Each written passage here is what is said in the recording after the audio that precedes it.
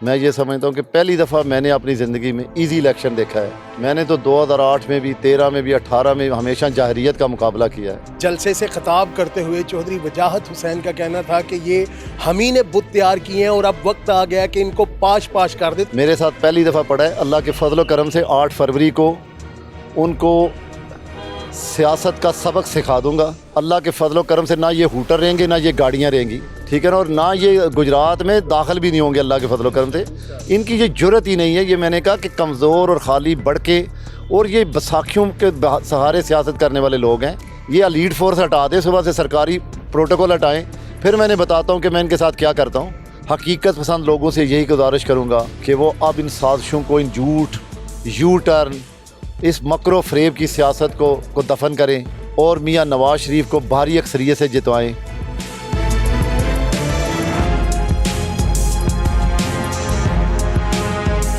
جی السلام علیکم ناظرین. حلقہ NA62 کے PMLN کے نہایت ہی مضبوط کینڈیڈیٹ چودھری عابد رضا، جو کہ پچھلے 2 دفعہ اسی حلقہ سے MNA الیکٹ ہو چکے ہیں، آج کھاریاں میں ایک بہت خوبصورت جلسے کا انعقاد کیا گیا اور یہاں پر انہوں نے بہت ہی پاورفل سپیچ کی، جلسہ عام سے خطاب کیا. جیسے جیسے الیکشن قریب آتے جا رہے ہیں، حلقہ 62 کی سیاست کا درجہ حرارت اپ ہوتا جا رہا ہے. میں دیکھ رہا ہوں کہ مخالفین کی جانب سے ہوٹر بجاتی گاڑیاں، فورسیں ساتھ لے کے پورے حلقے میں ایک شور شرابہ مچانا، یہ کس طرح سے صورتحال دیکھتے ہیں؟ کیا یہی ہمارا سیاسی کلچر اسی طرح جاری رہے گا؟ لیکن یہ تو میں سمجھتا ہوں کہ بڑی بدقسمتی ہے ہماری کہ ہماری سیاست میں ابھی بھی ایسے ایلیمنٹ باقی ہیں جو ایسے انمیچور لوگوں کو سپورٹ کرتے ہیں، اور ان جیسے بدکماش جو کونسلر نہیں بنے، انہیں الیٹ کی گاڑیاں اور پھر پیچھے بدماشوں کے ڈالے. لیکن میں نے کہا سیاستدان کبھی بھی حالات سے گھبراتا نہیں. اللہ تعالیٰ کا شکر ہے، میں یہ سمجھتا ہوں کہ پہلی دفعہ میں نے اپنی زندگی میں ایزی الیکشن دیکھا ہے. میں نے تو 2008 میں بھی، 13 میں بھی، 18 میں ہمیشہ جاہریت کا مقابلہ کیا ہے. اللہ تعالیٰ کا شکر ہے جی. اللہ تعالیٰ کا میں احسان سمجھتا ہوں کہ جب ہم عوامی خدمت میں ہر وقت لگے رہتے ہیں تو ہمیں ان چیزوں کی کوئی پرواہ نہیں.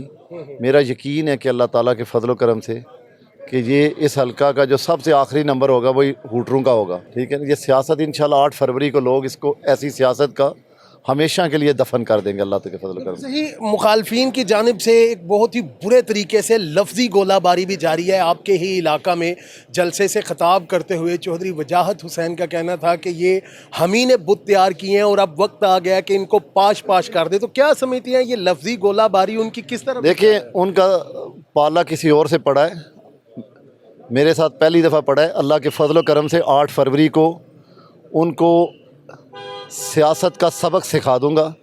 وہ یاد رکھیں گے کہ سیاست کا پالا کس سے پڑا ہے.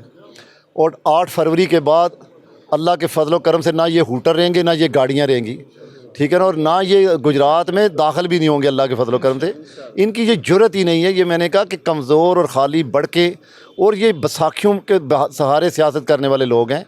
انہیں پتہ نہیں کہ ان کی بساکھیاں اب ٹوٹ چکی ہیں.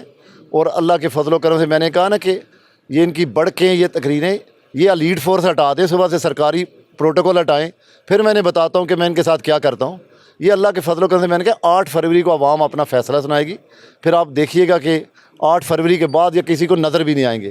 یہ ان جو کرپشن کے بنائے محل ہے نا جی، انشاءاللہ کہیں ان کو نظر بھی نہیں آئیں گے. مرکزی قیادت آج ضلع گجرات کے بالکل متصل منڈی بہاؤدین آئی ہوئی تھی، تو کیا گجرات صدر مقام جو ہے ضلع کا، وہاں کے لوگ بھی ایکسپیکٹ کریں؟ دیکھیں میں یہ سمجھتا ہوں کہ یہاں پہ ضلع گجرات میں ابھی حالیہ 1 مہینہ پہلے سے بھی کم بی بی مریم یہاں سے کنونشن کر کے گئی ہیں یوتھ کا.